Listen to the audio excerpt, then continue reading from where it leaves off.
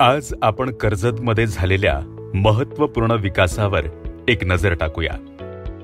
या बदलामध्ये आमदार महेंद्र थोरवे आणि मुख्यमंत्री एकनाथ शिंदे यांचा महत्त्वाचा सहभाग आहे। सर्वप्रथम कर्जतमध्ये नवीन प्रशासकीय भवनाची उभारणी करण्यात आली आहे। हे भवन आधुनिक सुविधा आणि सेवांच्या दृष्टीने परिपूर्ण बनवण्यात आले आहे। छत्रपती संभाजी महाराज स्मारकाचे उद्घाटन करण्यात आले आहे। या स्मारकामुळे सांस्कृतिक वारसा अधिक समृद्ध झालाय। हे स्मारक स्थानिक नागरिकांना त्यांच्या इतिहासाची आणि पराक्रमाची आठवण करून देईल। कर्जतमध्ये आपल्या समाजकार्यासाठी प्रसिद्ध असणारे डॉक्टर नानासाहेब धर्माधिकारी यांच्या नावाचे प्रवेशद्वार देखील उभारले गेले आहे।